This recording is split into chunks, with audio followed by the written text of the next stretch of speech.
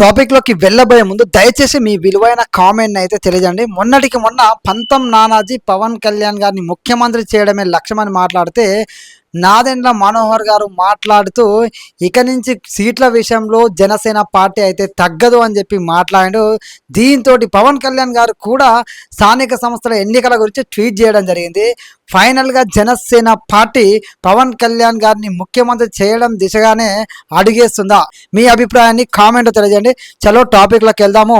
మొన్నటికి మొన్న పంతం నానాజీ గారు మాట్లాడుతూ టీడీపీకి మేము కాపుగాయం, జనసేన పార్టీ పెట్టిందే పవన్ కళ్యాణ్ గారిని ముఖ్యమంత్రి చేయడానికి అనే విధంగా మాట్లాడితే, ఆ మాటలకి మరింత బలం చేకూర్చేలాగా నాదెండ్ల మనోహర్ గారు మాట్లాడుతూ ఈసారి వచ్చే ప్రతి ఎన్నికల్లో జనసేన పార్టీ సీట్ల విషయంలో అస్సలు తగ్గదు అని చెప్పేసి ఆయన స్పష్టం చేస్తే, నేడు పవన్ కళ్యాణ్ గారు పంతం నానాజీ నాదెండ్ల మనోహర్ గారి మాటలకి బలాన్ని చేకూర్చేలాగా పవన్ కళ్యాణ్ గారు కూడా ఈ రోజు అయితే ట్విట్టర్ వేదికగా ట్వీట్ చేయడం జరిగింది. స్థానిక సంస్థల ఎన్నికల గురించి పవన్ కళ్యాణ్ గారు అయితే ట్వీట్ చేయడం జరిగింది. అసలు పవన్ కళ్యాణ్ గారు ఏం ట్వీట్ చేసిండో, అదేవిధంగా నాదెండ్ల మనోహర్ గారు మాట్లాడిన మాటలు ఏందనేది ఒకసారి చూద్దాము. చూసిన తర్వాత మాట్లాడుకుందాము. చలో. 4 అడుగులు వెనకేసినా కూడా అది కూటమిలు బలపరచడానికి ఎన్డీఏ భాగస్వాములుగా మేము ఒక బాధ్యతతోటి ముందుకెళ్ళాం తప్ప, అది ఈ రోజున కూడా స్థానిక సంస్థల్లో అదే రీతిలో ముందుకెళ్తున్నాను అనుకోవడం అది పొరపాటు. కాబట్టి జనసేన పార్టీలో ఉన్న మా నాయకులు, కార్యకర్తలు వివిధ ప్రాంతాల్లో మేము పర్యటించినప్పుడు వాళ్ళందరికీ కూడా రాబోయే రోజుల్లో కూడా మీకు పోటీ చేసే అవకాశం కల్పించడానికి కోసం తప్పకుండా మీ నాయకత్వం బలోపేతం అయ్యేటట్టు మీరు క్షేత్రస్థాయిలో పర్యటించండి, నిలబడండి. పవన్ కళ్యాణ్ గారు కోరేది కూడా ఒకటే, యువత ముందుకు రావాలి, మహిళలు ముందుకు రావాలి, రాజకీయంగా అందరికీ మనం చక్కటి అవకాశం కల్పించాలి. అప్పుడు వర్తించిన ఫార్ములా ఈ రోజు కూడా వర్తిస్తుందనే వార్త ఈ రోజు వచ్చింది. అది కరెక్ట్ కాదు. అప్పుడు వర్తించిన ఫార్ములా ఈ రోజు కూడా వర్తిస్తుందనే వార్త ఈ రోజు వచ్చింది. అది కరెక్ట్ కాదు. మొన్ననే మాకు ఎన్డీఏ సమన్వయం చేసుకుంటూ మీటింగ్ చేసుకున్నాం. ఒక బాధ్యతతోటి క్షేత్రస్థాయిలో నిలబడిన నాయకత్వాన్ని గౌరవించుకుంటూ వాళ్ళకి అవకాశాలు కల్పించుకుంటూ తీసుకెళ్లాల్సిన అవసరం ఖచ్చితంగా ఉంటుంది. కాబట్టి సార్వత్రిక ఎన్నికల్లో జరిగిన సందర్భం, ఆ సమయం, ఆ రోజు మా పార్టీ అధ్యక్షులు పవన్ కళ్యాణ్ గారు తీసుకున్న నిర్ణయం రాష్ట్ర శ్రేయస్సు దృష్టిలో పెట్టుకుని, ప్రజల గురించి దృష్టిలో పెట్టుకుని, జగన్మోహన్ రెడ్డికి ప్రభుత్వాన్ని మనం వ్యతిరేకించాలంటే ఓటు చీలనివ్వకూడదనే ఆలోచనతో ఆయన తీసుకున్న నిర్ణయం అది ఆ రోజున. ఈ రోజున తప్పకుండా క్షేత్రస్థాయిలో మనం పర్యటిస్తున్నప్పుడు జనసేన పార్టీ నాయకులు, కార్యకర్తల ఆవేదనలు, వివిధ పార్టీల ఆవేదన కూడా మనం అర్థం చేసుకుని, విన్నారు కదా నాదెండ్ల మనోహర్ గారు మాట్లాడినటువంటి మాటల్ని. వచ్చే ఎన్నికల్లో ఖచ్చితంగా జనసేన పార్టీ అయితే సీట్ల విషయంలో తగ్గేదేలే అని చెప్పి తేల్చి చెప్పేసిండు. అదేవిధంగా గత ఎన్నికల్లో తగ్గడానికి అప్పుడున్న పరిస్థితులు వేరు. ముఖ్యంగా కూటమిని గెలిపించడం కోసం, జగన్మోహన్ రెడ్డి గారిని ఓడించడం కోసం మాత్రమే ఆ రోజున మేము తగ్గాల్సి వచ్చింది. ఈ విషయాన్ని దృష్టిలో పెట్టుకోవాలని చెప్పిండు. ఖచ్చితంగా మాకు బలమున్న ప్రతి చోట మేము పోటీ చేసి తీరుతాం, ఈసారి సీట్ల విషయంలో తగ్గేదేలే అని చెప్పి నాదెండ్ల మనోహర్ గారు స్పష్టంగా చెప్పడం జరిగింది. మరొక వైపు నాదెండ్ల మనోహర్ గారి మాటలకి బలాన్ని చేకూర్చేలాగా పవన్ కళ్యాణ్ గారు కూడా ట్విట్టర్ వేదికను అయితే ట్వీట్ చేయడం జరిగింది. ఏకంగా ఆయన కూడా జనసేన పార్టీకి సంబంధించినటువంటి ఎమ్మెల్యేలతోటి జనసేన లెజిస్లేటర్ పార్టీ సమావేశంలో పవన్ కళ్యాణ్ గారు స్పష్టంగా చెప్పడం జరిగింది.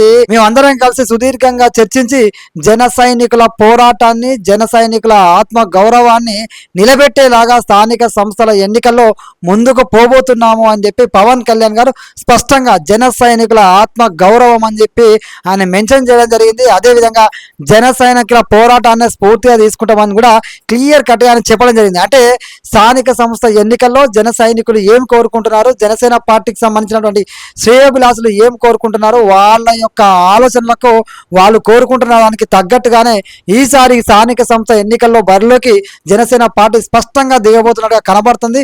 సీట్ల విషయంలో మాత్రం తగ్గేదే లేదు అనే విధంగా, సీట్ల విషయంలో వెనుకడుగు వేయబోము అనే విధంగానే జనసేన పార్టీ యొక్క ఆలోచన, వాళ్ళ స్ట్రాటజీ కనబడుతుంది. స్వయంగా పవన్ కళ్యాణ్ గారు కూడా స్థానిక సంస్థలు అని మెన్షన్ చేస్తూ ఆయన ట్వీట్ వేయడం ఏదైతే ఉందో దాంట్లో జన సైనికుల ప్రస్తావన తేవడము, అదేవిధంగా జన సైనికుల ఆత్మ గౌరవం గురించి స్పెషల్గా మెన్షన్ చేయడం ఏదైతే ఉందో అది చూస్తే మనకు స్పష్టంగా అర్థమవుతుంది. ఈసారి స్థానిక సంస్థలే కాదు, ఏ ఎన్నికలు వచ్చినా జనసేన పార్టీ మాత్రం ఎక్కడ తగ్గకుండా అడుగేసే విధంగా పవన్ కళ్యాణ్ గారు కార్యాచరణ రచిస్తున్నట్టుగా కనబడుతుంది. మొన్నటి మొన్నటికి మొన్న పంతం నానాజీ గారు కూడా అదే మాట్లాడు, మేము టీడీపీ పార్టీకి కాపు కాయడానికి రాలేదు, జనసేన పార్టీ పెట్టిందే పవన్ కళ్యాణ్ గారిని ముఖ్యమంత్రి చేయడానికి అని చెప్పి స్పష్టంగా చెప్పిండు. దాంతో చాలా వరకు దుమారం రేగింది. టీడీపీ నుంచి కూడా కొంత విమర్శలు వచ్చినాయి. అయినా సరే జన సైనికులు కూడా స్ట్రైట్గా ఆన్సర్ చెప్పడం జరిగింది.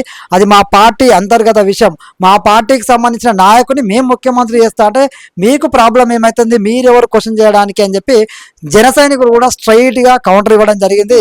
నిజంగా పవన్ కళ్యాణ్ గారు ముఖ్యమంత్రి కావాలి, ముఖ్యమంత్రి చేస్తామని జన సైనికులు జనసేన పార్టీ చెప్పుకోవడంలో తప్పేం లేదు. ఎందుకంటే వాళ్ళ పార్టీ వాళ్ళ ఇష్టం, వాళ్ళు ఏదైనా చెప్పుకోగలుగుతారు. కానీ కూటమిలో ఏం జరగాలి, కూటమి ముందుకెళ్ళినప్పుడు 15 ఏళ్ల పాటు నిలబడాలని పవన్ కళ్యాణ్ గారు చెప్పారు. కాబట్టి పవన్ కళ్యాణ్ గారు, చంద్రబాబు నాయుడు గారు, మోడీ గారు, బీజేపీ పెద్దలు నిర్ణయిస్తారు. అది ఖచ్చితంగా పవన్ కళ్యాణ్ గారు సీఎం అవుతాడు, సీఎంగా ఉండాలని కోరుకుంటే తప్పేం లేదు. ఎందుకంటే పవన్ కళ్యాణ్ గారు ముఖ్యమంత్రి కావాలని 2 రాష్ట్రాలు ఉన్న ప్రజలతో పాటు యావత్ తెలుగు ప్రజలందరూ ఎదురు చూస్తున్నారు. ఎందుకంటే మొన్నటికి మొన్న తమిళనాడులో విజయ్ గెలిచిన ఏదైతే విజయం ఉందో దాని ప్రభావం తెలుగు రాష్ట్రాల్లో కనబడుతుంది. ఎందుకంటే తెలుగు ప్రజలు కూడా పవన్ కళ్యాణ్ గారిని అభిమానించే వాళ్ళు, పవన్ కళ్యాణ్ గారి నిజాయితీని నచ్చే వాళ్ళందరూ పవన్ కళ్యాణ్ గారిని ఒక్కసారి ముఖ్యమంత్రిగా చూడాలని కోరుకుంటారు. దానిలో తప్పే ఉంది. ఆయన డిప్యూటీ సీఎంగా ఉన్నప్పుడే ఇన్ని పనులు చేస్తాడు, ఆయన అధికారంలో లేనప్పుడు కూడా చాలా పనులు చేసిండు, కౌలు రైతులకు సహాయం చేసిండు. ఇట్లా ఎవరు సహాయం అయితే సహాయం చేసుకుంటూ పోతాడు. మానవత్వంతో ఇప్పుడు అధికారం కోసం కూడా రాజకీయం చేస్తాడు, మానవత్వాన్ని కూడా చూపిస్తుండ్రు రాజకీయంలో. ఆ పార్వతీపురం లాంటి మన్యం ప్రాంతానికి, గిరిజనుల ప్రాంతానికి కూడా పవన్ కళ్యాణ్ నడుచుకుంటూ వెళ్ళారు. ఏ రాజకీయ నాయకుడు పోలేదు. స్వాతంత్రం వచ్చిన దగ్గర నుంచి వాళ్ళ కనీసం బల్బు కూడా లేకపోతే అలాంటి గ్రామాల్లో రోడ్లు వేపిస్తాడు, బల్బు వేపిస్తాడు. గ్రామ పంచాయతీ శాఖలో ఆంధ్రప్రదేశ్ నెంబర్ 1గా నిలిపాడు, 24 స్థానంలో ఉండే గతంలో. అలాంటి పవన్ కళ్యాణ్ గారు సీఎం అవడంలో తప్పే ఉంది. పవన్ కళ్యాణ్ గారిని మేము సీఎంగా చూడాలనుకున్నాం, మా నాయకుడు ముఖ్యమంత్రి అవ్వాలని మేము కోరుకున్నామని చెప్పి వాళ్ళు చెప్తే దానిలో అయితే ఎలాంటి తప్పు లేదు. ఎవరు ఎన్ని రకాలుగా విమర్శించుకున్నా పవన్ కళ్యాణ్ గారు కూడా స్పష్టంగా చెప్పడం జరిగింది. స్థానిక సంస్థ ఎన్నికలలో జన సైనికులు ఏదైతే ఆలోచిస్తున్నారో, ఏదైతే వాళ్ళు ఆశిస్తున్నారో అదే విషయాన్ని పవన్ కళ్యాణ్ గారు ప్రస్తావించడు.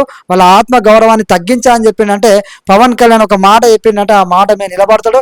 కాబట్టి ఆ దిశగానే అడుగు వేసే విధంగా ఆంధ్రప్రదేశ్లో రానున్న రోజుల్లో రాజకీయ సమీకరణాలు మరింతగా మారనున్నాయి. పవన్ కళ్యాణ్ గారు ఖచ్చితంగా ఈ స్థానిక సంస్థలే కాదు, ఏ ఎన్నికలు వచ్చినా కూడా సీట్ల విషయంలో కాంప్రమైజ్ కాడు అనే విధంగా సందేశం అయితే పంపించాడు. ఖచ్చితంగా పవన్ కళ్యాణ్ గారి మాటకి ఆ వాల్యూ ఉంటే చంద్రబాబు నాయుడు గారు కూడా పవన్ కళ్యాణ్ గారు ఏది చెప్పినా కూడా ఆలోచిస్తారు, ఆ దిశగా అడుగు వేస్తారనే విషయం మన అందరూ తెలుసు.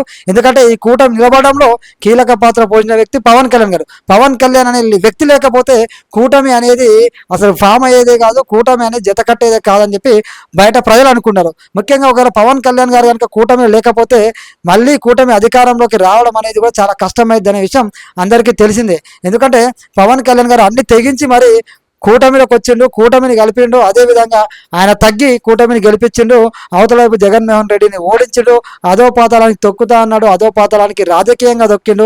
ఇది వ్యక్తిగత విమర్శ కాదు, రాజకీయ విమర్శ చేసిండు. పవన్ కళ్యాణ్ గారు ఏదైనా మాట చెప్పిండంటే ఆ మాట మీద స్టాండ్ అయి ఉంటాడు, ఆ మాట నెగ్గే వరకు వదిలిపెట్టాడు. ఆ సినిమా అయినా రాజకీయమైనా ఎన్ని అపజయాలు వచ్చినా ఆయన గెలిచే వరకు వెనుకడుగు వేయడు. జన సైనికులకు కూడా అదే ధీమా ఉంది, తెలుగు ప్రజలు కూడా అదే ఆలోచిస్తున్నారు. పవన్ కళ్యాణ్ గారు ఎప్పుడు సీఎం అవుతాడా, ఆయన మాట ఇచ్చిందంటే ఆ మాట మీద నిలబడతాడు. పవన్ కళ్యాణ్ అనే వ్యక్తి ఓటమిలో కూడా విజయాన్ని చూస్తాడు, ఎన్ని రోజులైనా ఎదురు చూస్తాడు, ఖచ్చితంగా అనుకున్న సాధిస్తాడని ప్రజల్లో అయితే ఒక నానుడు ఉంది. ఆ మాటలను, ఆ నానుడిని పవన్ కళ్యాణ్ గారు త్వరలోనే నిజం చేయాలని, పవన్ కళ్యాణ్ గారిని సీఎంగా చూడాలనుకునే లక్షల మంది కోరికని పవన్ కళ్యాణ్ గారు తీర్చాలని, ఆ దిశగానే అడుగులు పడాలని నేను కూడా కోరుకున్నా. మీ అభిప్రాయాన్ని కామెంట్లు తెలియజేయండి. జై హింద్, జై భారత్.